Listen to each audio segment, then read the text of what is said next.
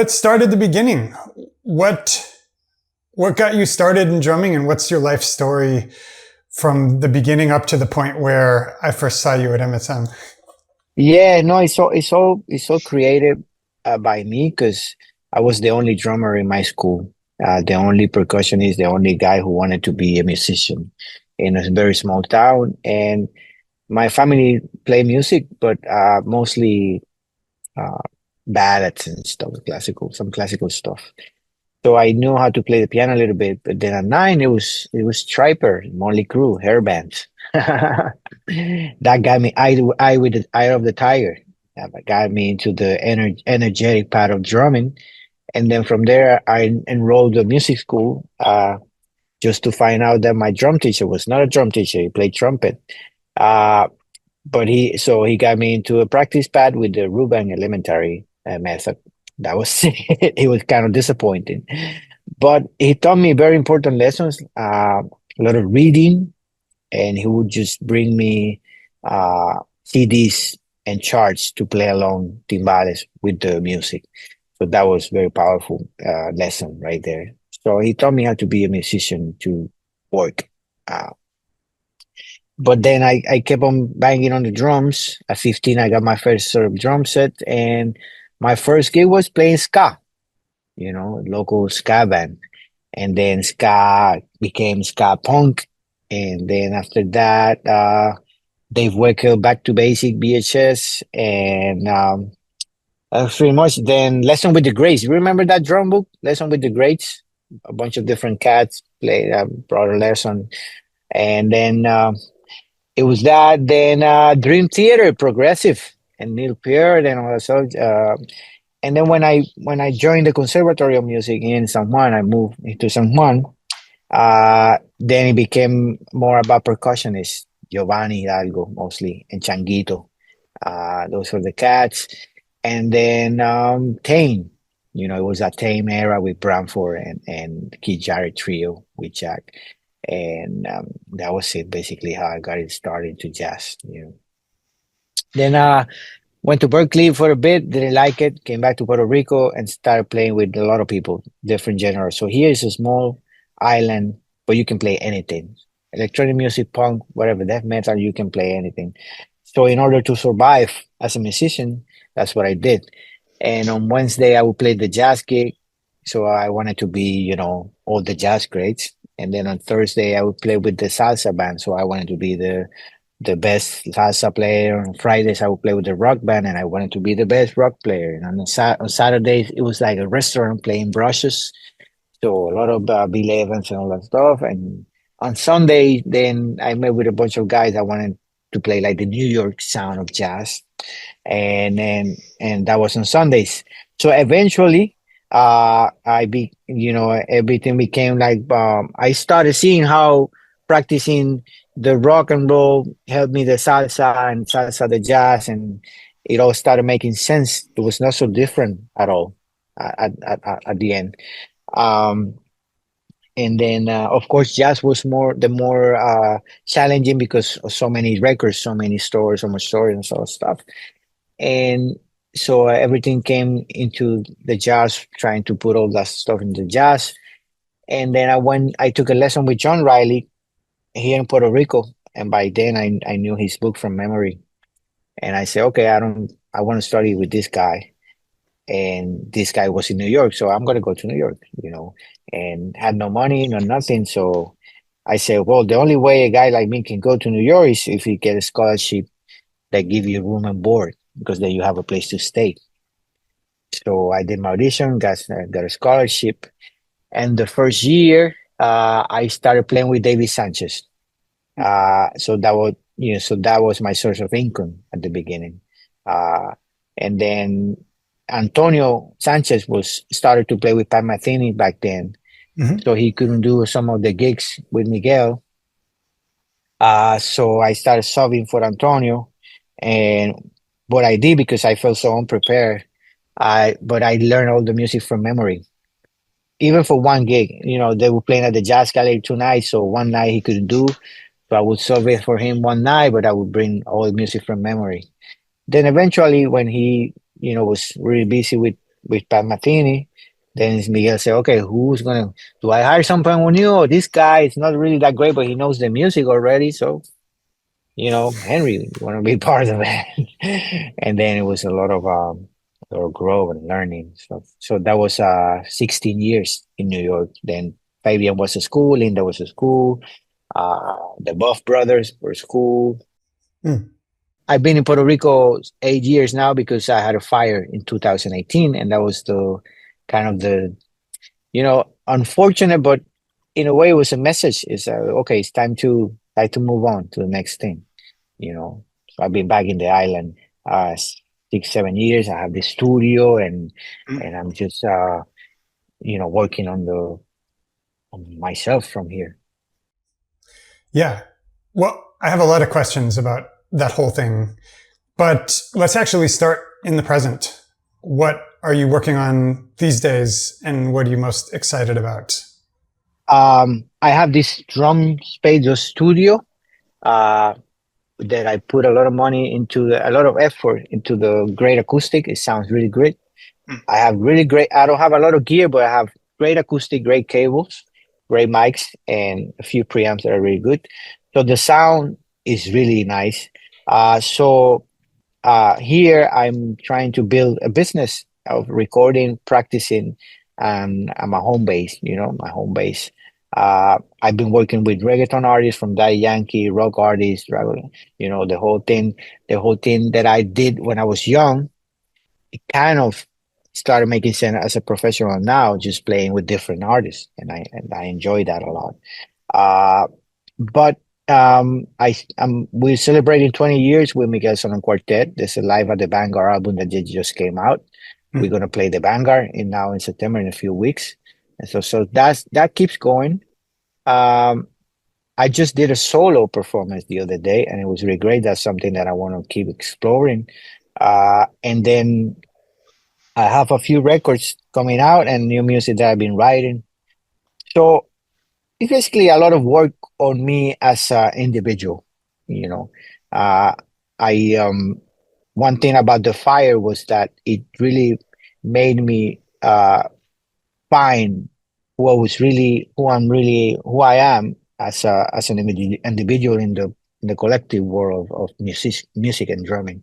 I did the basic thing a few years ago, and I was surrounded by, I was at the main stage surrounded by the great names, and that helped me realize uh, what am I bringing, and if that my scene, or is that maybe not, that's not my scene, and what's my scene, and then do I have to create my own scene or my own journey, because it's really rare for a Puerto Rican drummer to tour with Gary Burton Quartet, and or record at Electric Lady, or play at the Vanguard. That's not really the norm, you know. And, and so I don't want to feel strange anymore. So I just get it, and I just build my own journey. And if I got to build it from here, that's fine. Yeah, well, that obviously really resonates with me. A little bit about me is that about a decade after graduating from MSM, I basically was getting frustrated with the scene in New York playing jazz gigs, but also with my ability level. So there was sort of two things at the same time. I realized I'm not good enough to play the music I want to play, but also the scene in New York, even though it's a big city, it's very restricted. Like there are a few people getting all the gigs. And around that time, the online thing was just becoming a thing. I was like, I don't think anyone's making YouTube videos for drums yet. What if I just try that? So the whole go in your own direction thing really resonates. But yeah, I wonder if we could work back through some of these autobiographical details, because a theme that's come up a couple times is being very confident about whether a scene is for you or not for you. And it sounds like even from a young age, you kind of just had this spidey sense that you trusted. So if you're willing to share, I wonder if you would describe a little bit about why you felt like Berkeley wasn't your scene when you were there. Yeah, let's start when I was in high school in a small town in Puerto Rico. I was the only guy interested in playing music, and not play. I mean, everyone wants to play some music, but being a musician. and play the drums. No one else did that. No one else in the high school, full high school. We're not talking about Houston High School or anything. We're talking LaGuardia. We're talking about places that no one does that. So I had to invent it and create it, invent it and create it. So my closest thing was to go to the mall and to bookstore and read Modern Drummer magazine. Which in fact I think that helped me to learn English by reading Modern Drummer. So there I would read about these guys, about this music, about being a drummer. But then again, I was not surrounded by that at all. So I had to imagine and create it, which is very different when you have guys that follow a path that is already clear. So you just got to follow the steps, and then you're going to be fine. So there's a lot of that. There's a lot of that since the beginning. Let's say Berkeley. Okay, so I go there. I make loans and do everything to go there. And the guy who auditioned me, he passed many years ago. Rest in peace. But then he say, "Play a mambo." I play a mambo that I'm from. Yeah, I can do that. No, that's not a mambo. Mambo is this, like the way Art Blakey plays mambo. Okay, I get it. But the next thing that I know is I'm an Afro-Cuban lab learning how to play the clave from him. And so nothing wrong with that, but yes, for me it was not a good thing. So he gave me ratings of 3. So there I go. So I cannot play with anyone, just the 3. So I finally auditioned for ensemble that you had to audition. I get it. I get in the audition. The ensemble was really good. It was an Afrobeat ensemble, but that means that I couldn't play with the other cats, right? So guys like Kendrick was coming in from a high school that with a letter, with everything, and he was already in with the cats. Not me. I was one of 500 dudes, but I knew that I could play. So everything to me was very segregated. Blacks with blacks, white with whites, and then if you play Latin, you play at Wallis on the Latin jazz night, and you play with Mango Blue, and that's it. So this is wrong. Sorry, guys, this is wrong.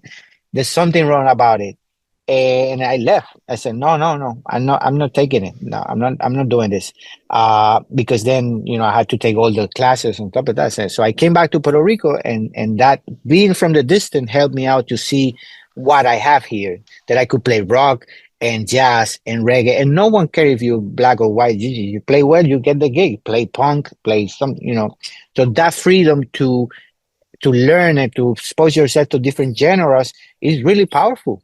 You don't get that often, that you can play jungle, drum and bass, and then brushes and then stuff like that. So here I just did that. And then in New York, again, I say, okay, who are you? You're not Ronnie Green. You're not going to be Ronnie Green playing bebop and comping. And then you're not, Horacio Negro with all the cowboys and stuff. Like, who are you? And so I kept going, doing what everyone does, just learning all the tools, learning all the language and stuff, and practicing. And then one day, pianist Eric Reed calls me. Eric Reed, I will listen to him back in Puerto Rico playing with Greg Hutchinson and Reginald Big on bass, playing trio, great albums.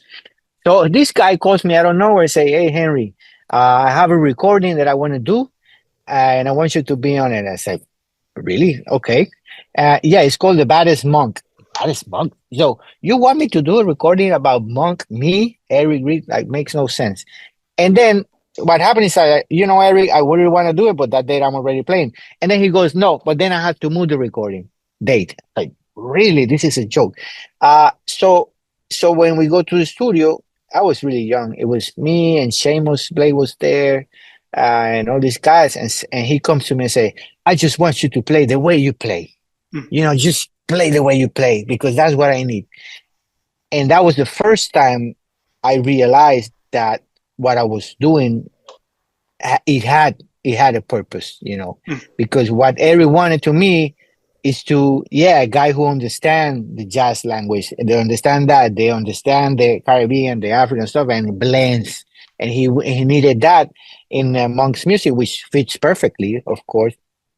And then I said, okay, yeah, maybe I do have a spot in this thing. And that's what I've been, working on it. But I started back playing ska, playing it all started there. It's funny because now everything is so mixed. Like with the internet and everybody checking everybody else out, the idea that you grow up listening to hair metal and then, maybe you're from a country in Latin America, but only retrospectively do you learn Latin jazz in college.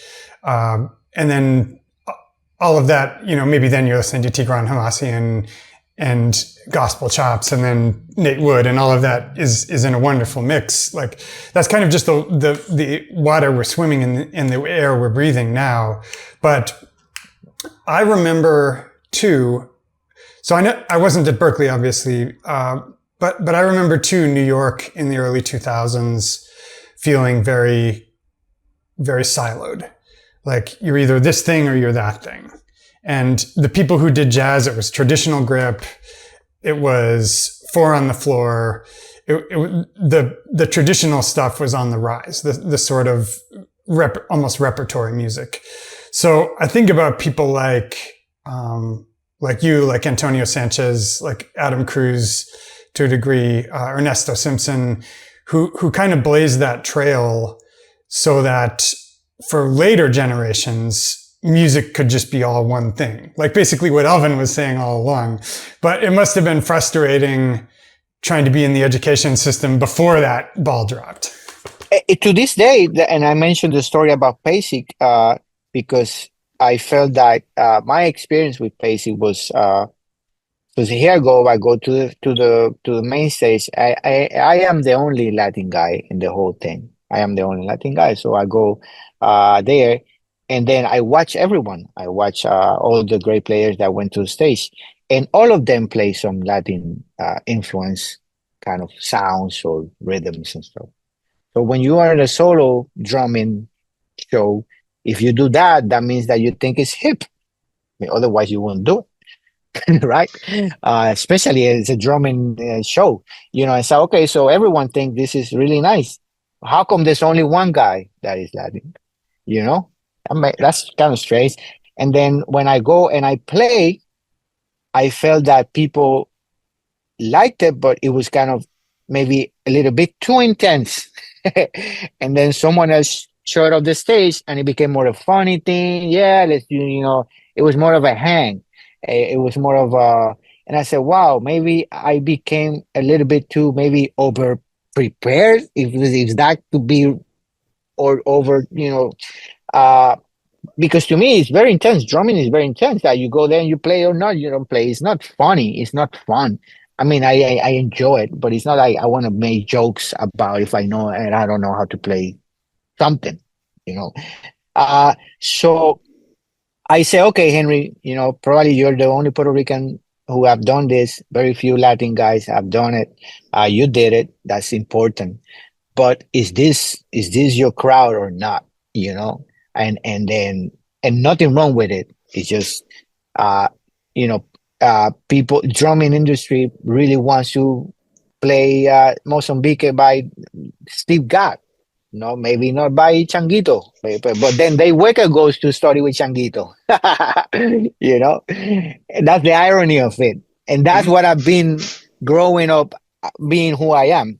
Just understanding, not hating, just understanding, and not. Yeah, I did get dark sometimes, but not anymore. I just understand the way things are, and then I see myself on that, and I say, okay, maybe I need to just create something or just follow a different path, like you did. I also think things like Gospel Chops, the internet, the Guitar Center Drum Off, even though they were commercial, they were also democratizing.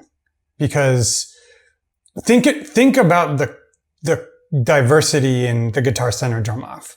All of a sudden you had white guys, black guys, Latin guys who didn't play any Latin music at all. Like black guys whose favorite drummer is Nate Wood.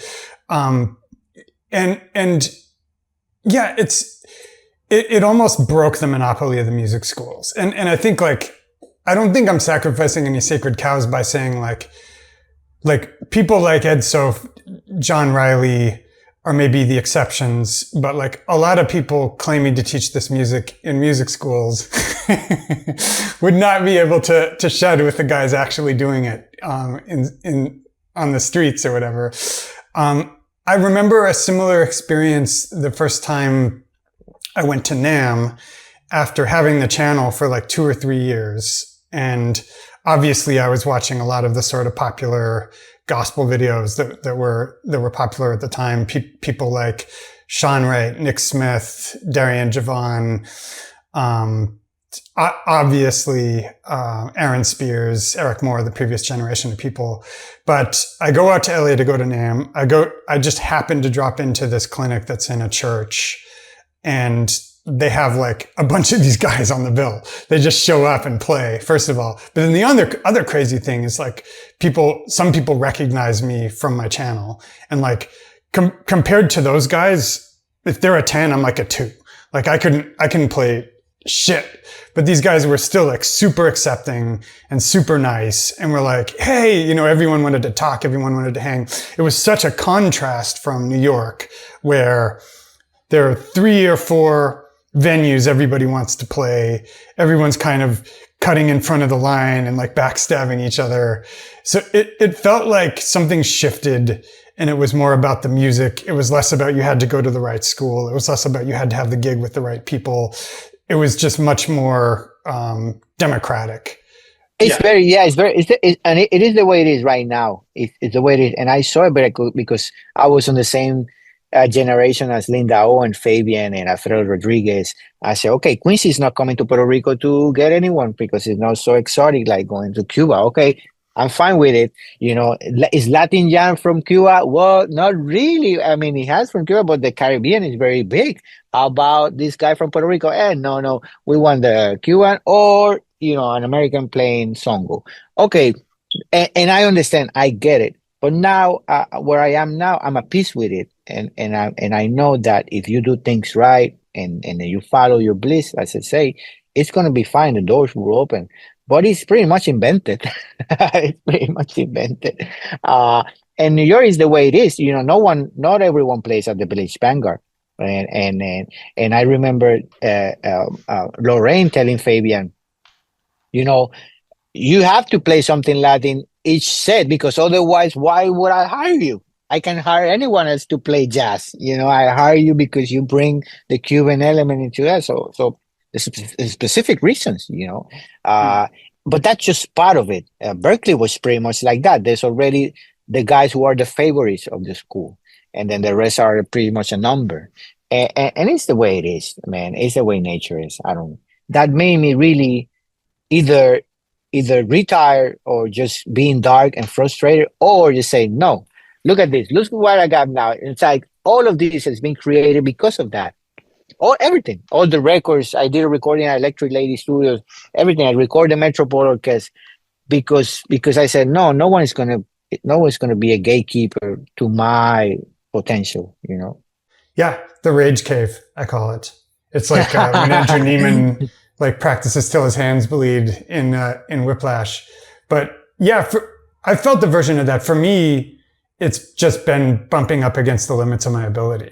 Like every time I thought like, oh, people won't hire me, it's politics or something. It's like, nope, it's just because I'm whack. I just can't play well enough. And so every time that would just send me into a rage, and I would just channel that all into practicing more. But that's energy. That's a lot of energy. So that's been the case. You know, I did a tour with Gary Burton. How many Latin drummers Gary Burton had in his career? You know, and but I did play with Nicolas Painter. So at the end, I said, man, I really have nothing else to prove. I don't want to keep convincing the journalists or whoever is at Modern Drummer to recognize. The other day, my teacher from Berkeley, Skip Haddon, showed me a clip of Savannah Harris's interview. And after she mentioned a lot of names, and she goes, I think everyone should be listening to Henry Cole. Thank you, Savannah. It was an honor. But then I'm trying to hire this publicist for a new album. And I go and I say, you know, I really wanted you to reach out to Mother Drummer. And then she calls me and say, I spoke to Mother Drummer. They never hear of you. They never hear of you before. I say, wow. So, those are the kind of things that I confront. Like, okay, I get it. Maybe it's a new administration, maybe something, but it's you have people saying my name, but the guys at the top don't know who I am. So it's okay. Yeah. They will know. It's so funny how when it's someone else, you're just like, it's so clear to me that you shouldn't worry about that because you have something that's like much more valuable that they don't see. But when it's us, we can get in our heads about it.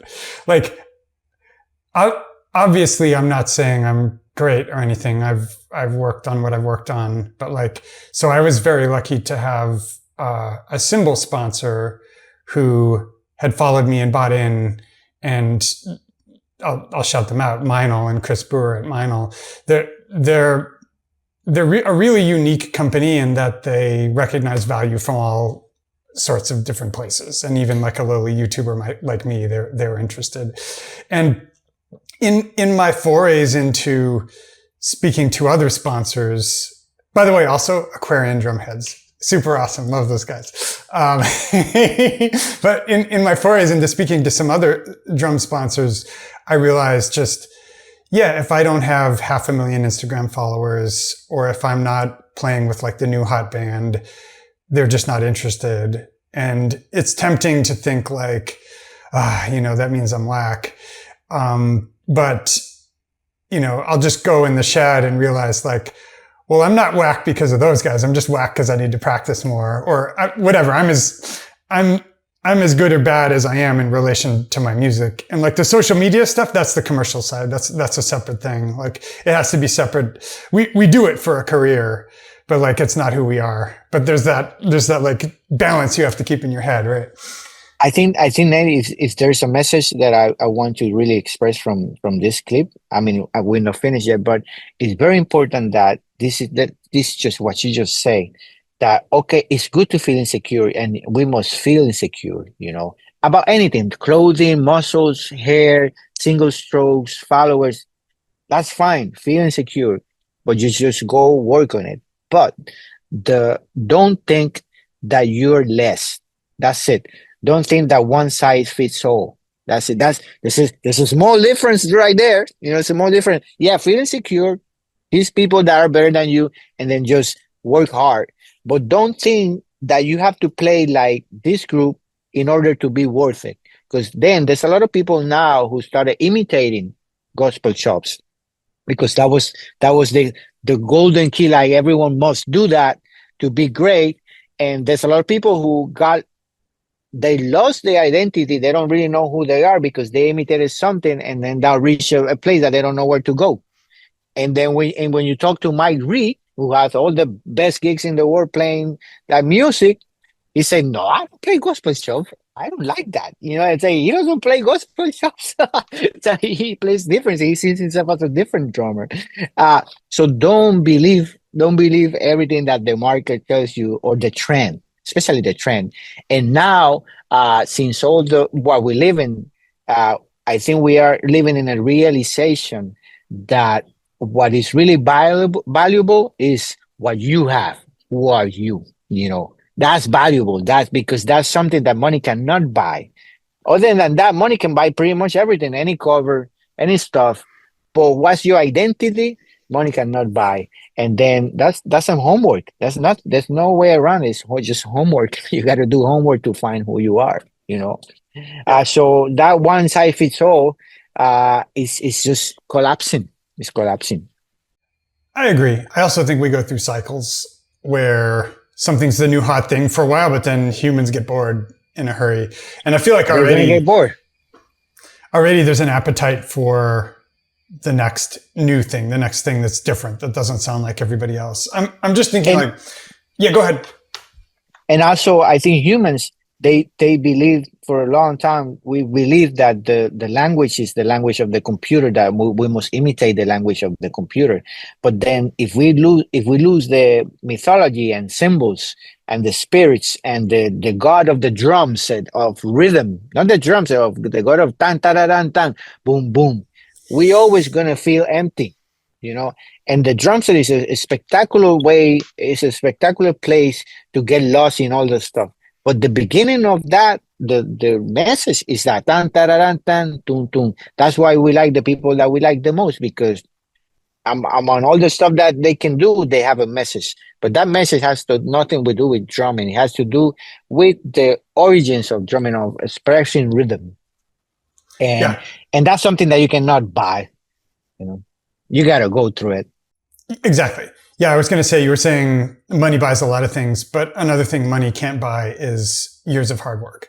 There's no, you can't pay someone $100,000 to make you the best drummer in the world if you don't have 15 years. No, no, man. I have a story I want to share quick. Is Adam Rogers, one of the legendary guitar players, electric guitar players, told me a story that he was when he was young and living in New York. Because I was talking about his sound. His sound is so incredible. His sound. I said, "Well, Henry, when I was a teenager, I would smoke path, and then being high, I just stay on one note, ten, for many hours." Because I was I didn't know I didn't have to do anything else, and that's how I got my sound. It's like, you see that takes time. Just takes time of just doing that. No Instagram posts, no nothing, no shortcuts, no hashtags. No, it's just for many hours, and that gives you a good sound. So there's no shortcuts to that. Yeah, which leads me to a question I ask a lot of guests, which is, what was the period in your life where you had to dig deepest? Like, when was the cave for you? Was it before Berkeley, after you got the gig with Miguel? Like, yeah, tell me. It was. I always been practicing for different reasons. Emotionally, it was escape to me. I love practicing. I love absorbing and then feeling prepared at the job. But though I can tell you, it was, and I lived in New York for 2003, 2018, right? So I do remember a period. I built this practice room in my room. It was like a box inspired on a walking closet. It was very, very simple, but it worked. And so I would play every day from 9 a.m. Till 6 p.m. with an hour break for lunch. And I do remember, and I have transcriptions with days and books. I do remember that routine for many, many years, for many, many years. That 9 to 6, 9 to 6, 9 to 6 for many, many years. That's when I transcribe all the Philly Joe, all the Elvin, all the Billy Higgins comping, a lot of Roy Haynes, mostly Roy Haynes, comping solos, all the folkloric stuff. There was a lot of notebooks filled with transcription during those years. So a lot of playlists that I created for right cymbal, playlists for funk, playlists for the new breed, all the Gary Chafee, all the new breeds, all the Moeller, the Moeller technique, the Louis Bellson method. No, who's that? Yeah, Louis Bellson method. No, the Joe Morello snare method. All of that, it was during that period. Mm. So easily was.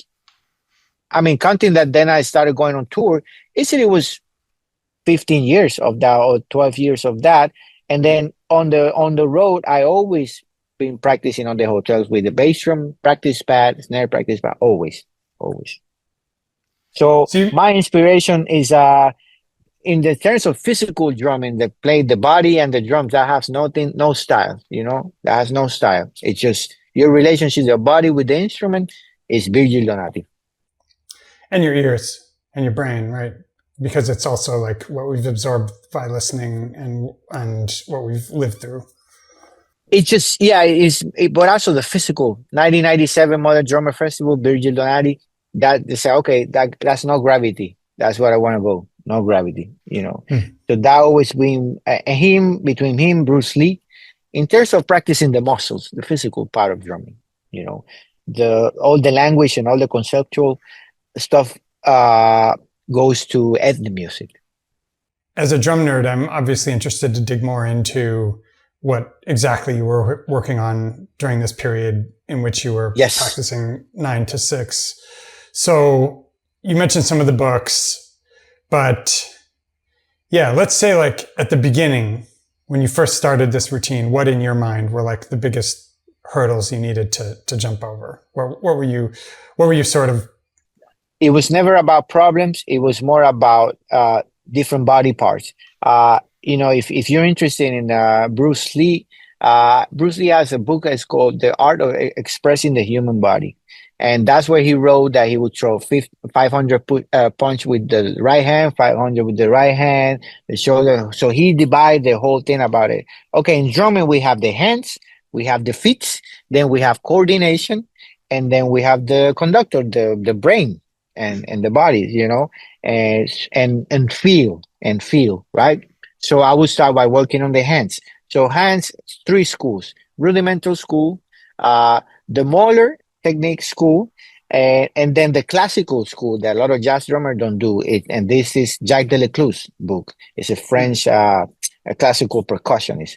So those three schools, because the rudimental schools doesn't have dynamics most of the time. And then the Mahler is about the bounce and the rhythm, but then the classical have all the dynamics, the nuances, the classical pieces.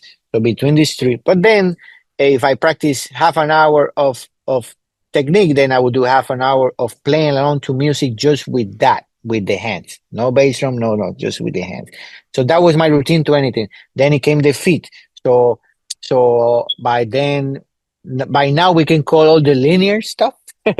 But by then it was just hand and foot technique, double, single stuff with the hands, and then 1 hour, and then half an hour of just playing only that concept to recordings, and then became coordination. But so the two, all the independence, all the coordination exercises, and then I would do an hour of a right cymbal, and then go with all the comping, the transcriptions, and the solos.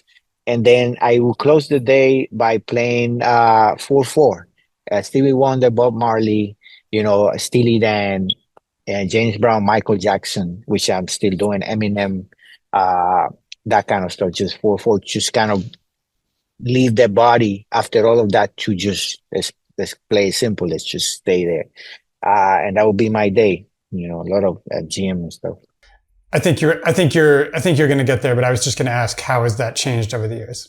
So over the years, a very magical moment happened on tour where I would just do that with the metronome and then play with records. So I didn't have much time in my room to do that. So I said, okay, I'm going to start with records, but then I'm going to play the same phrase, the rudimental phrase. So if you go two lefts and a bass drum with the triplet, taka to taka to taka to kata to taka, so you would do that with a metronome. But then if you put Babylon Sisters, Steely Dan, and you just repeat that, you play to the music, your hand has to move different. And then you develop the muscle and say, boom. So how about if I do the same triplet to Bob Marley? Then your hands move different. Oh, hey, how about if I do the same triplet to Fela Kuti Afrobeat? Same figure. Your hands have to move different. Your touch changes. Oh, then how about to play stick control to James Brown? Daga, daga, da. Okay, now stick control to Count Basie. So that changed my life right there, because I understood that the mechanics were the same. I just had to teach my body either the swing feel or the straight or the cracks. My hands, but the mechanics were the same. The same tools. Yeah, the laws of physics are the same, but it's an analog system. So there are infinite gradations of like how you can pivot the stick or how hard you can press with any individual finger.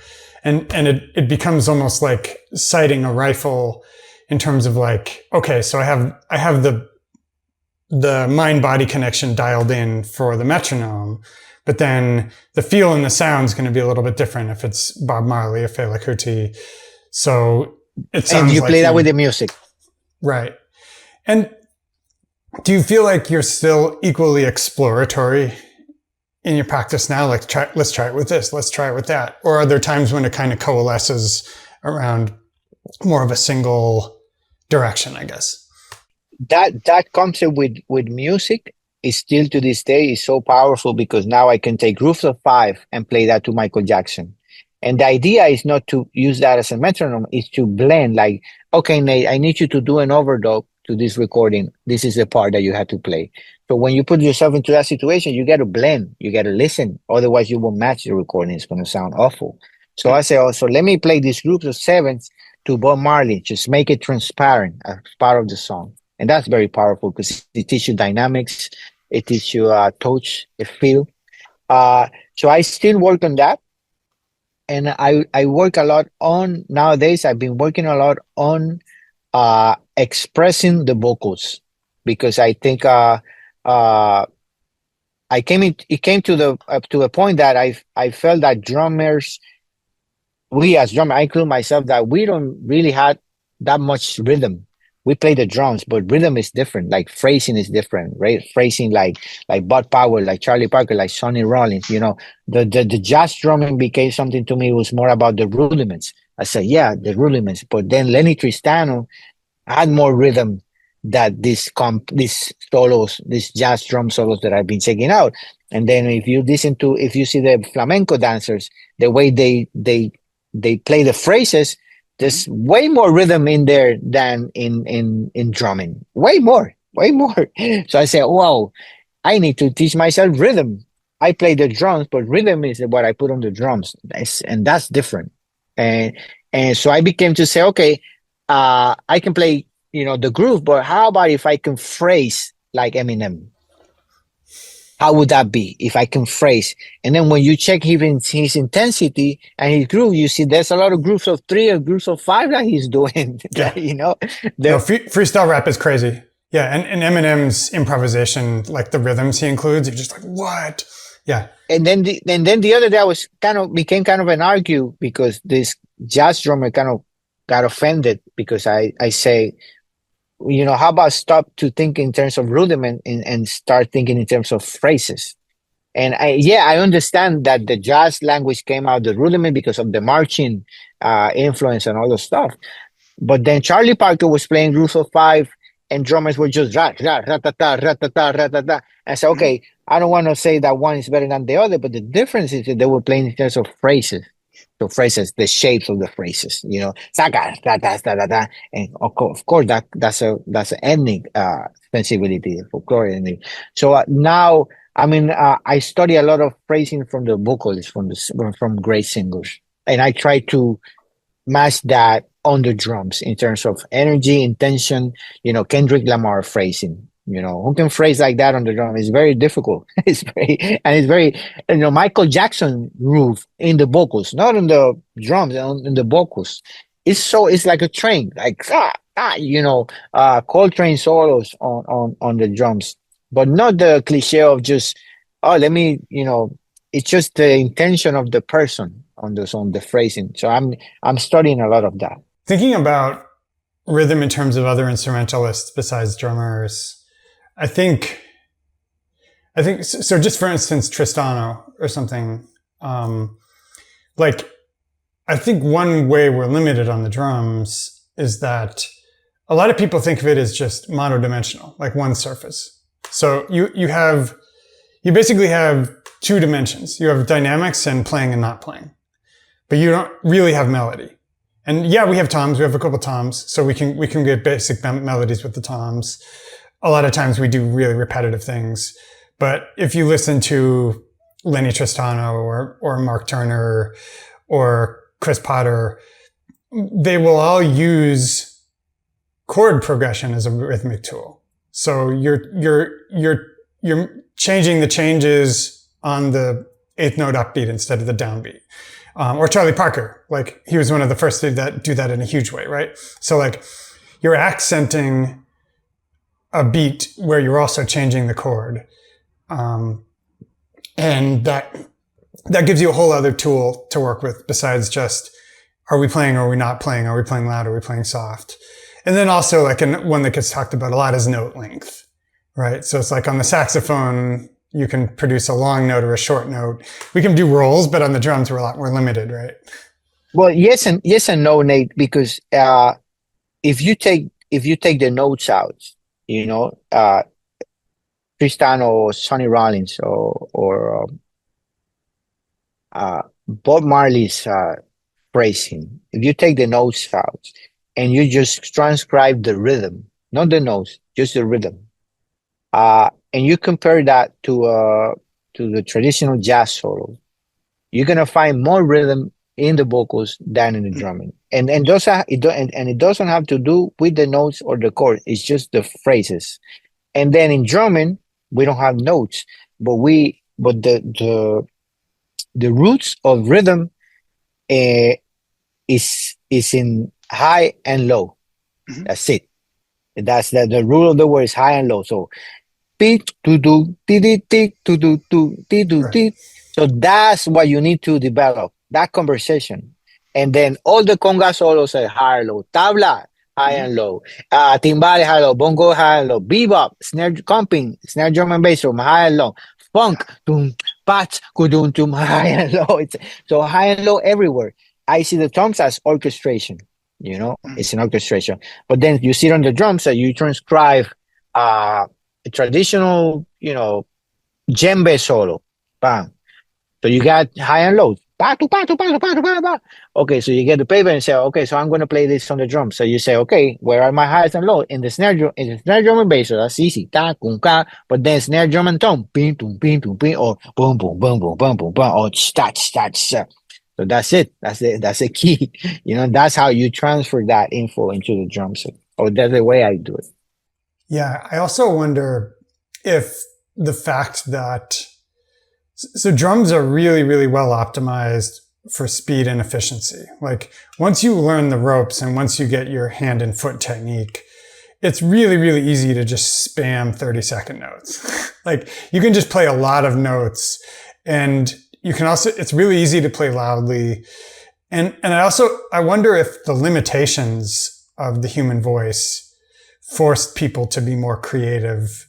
Like I know a lot of drummers who do kind of phrase in front of and behind the beat, but not as many as vocalists, right? There are a lot of drummers who just play right in the center of the beat, like perfectly quantized 30 seconds. That's kind of the aesthetic now. I almost wonder if there was some kind of creative constraint where like, there's only so much you can do with the voice. So it forced people to be more creative with phrasing. Yeah, that's a good point. But what I tell myself is okay, Henry, if you have to play that whatever you play on the drum, so let's say it's 30 seconds, blah, blah, blah, or a solo that I see someone play that is super fast, blah, blah, blah, or these chops and all that stuff. Okay, Henry, if that person or me, let's say me, I want to talk about myself. Okay, if you doesn't have the drum set and you play exactly the same that you're doing that on a table, how would it will sound? Basically, that means that you're saying shit. You're saying that you have facility on an instrument, but what's the message? No message. You see, so that's my rule. So I want to, whatever I play on the instrument, I want to play with my feet and my hands. And you see, whoa, that's hip. That's a phrase. I hear it. I don't, not depending on the chops, because doubles, flams, you can do on the table. But if you're just playing muscle on the table, how is that going to sound? I mean, think about many drummers that play super fast. This modern thing that is happening, but also picture that exactly that on a table. How will be the sound? Think about it. Right. Can you or even can on you a do it? conga, right? No, just on the table. On the table, how it will be, Nate? Can you do an imitation for me? Not without getting yelled at by my wife. But I'm picturing it. Trust me.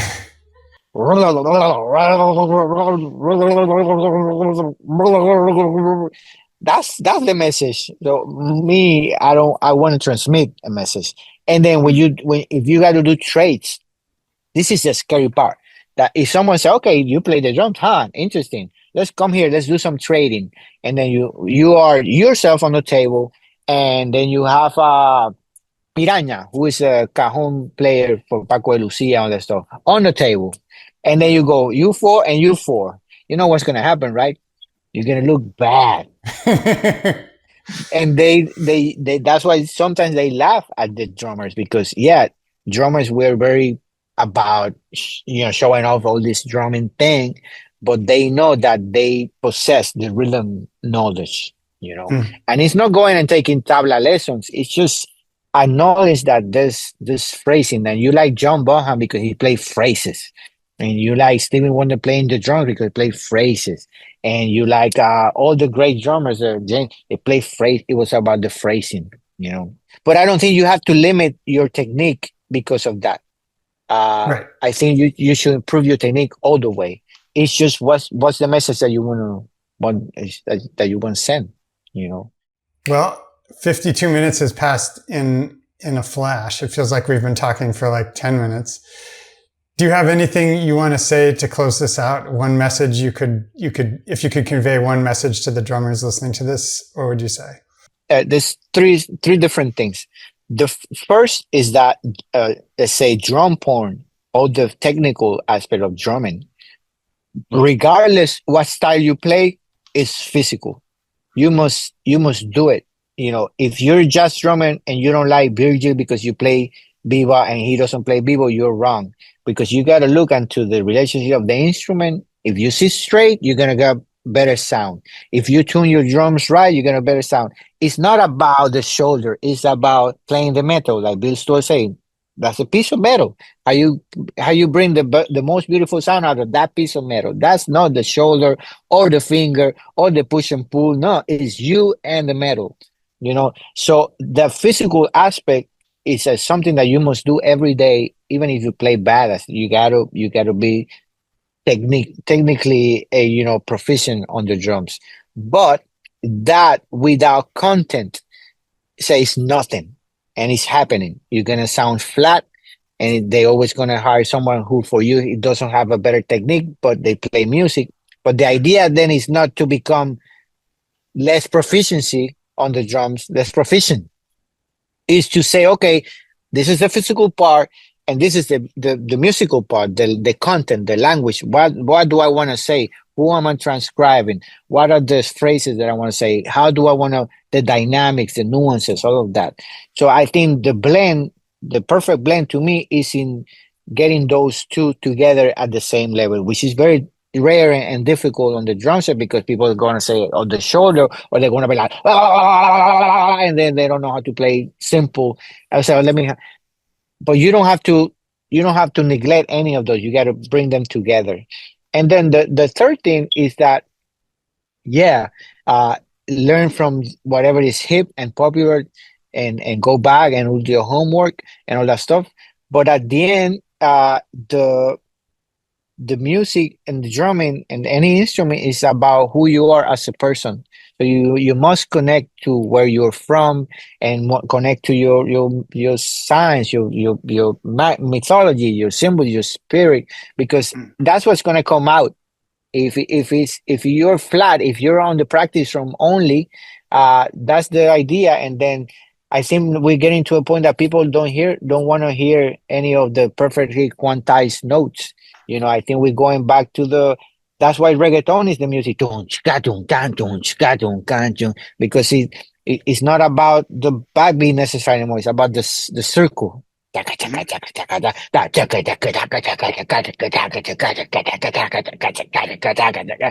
that's something that you cannot learn only playing the metronome on the drums. So you got to expose yourself. And thank you for having me. Yeah, my pleasure. Where would you send people to check out what you've got going on? Website, social media? I've been doing a lot of Instagram, Henry Colon Drums. Mostly everything's go from there. There's a lot of stuff on YouTube. And then on my website, henry-linecole.com. But mostly everything's coming out of Instagram these days, you know. Awesome. Well, we'll definitely link it underneath the video. It's been a pleasure. Yeah, really glad we got to speak. It's an honor for me, Nate. I'm a fan, man. I'm a fan, and all the hard work you put, and it's just gonna be better and better over the years, because it's gonna be more valuable, you know. And the valuable things are really hard. Now people want to say, okay, it's about 10,000, it's about 20,000. No, man, it's about what's the value.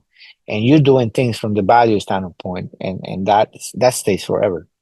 Well, from you, that's a high compliment. You're too kind, sir, but I'll take it. It's real. It's real. Anyway, thanks again so much. Catch up soon. Thank you, Nate. Bye-bye.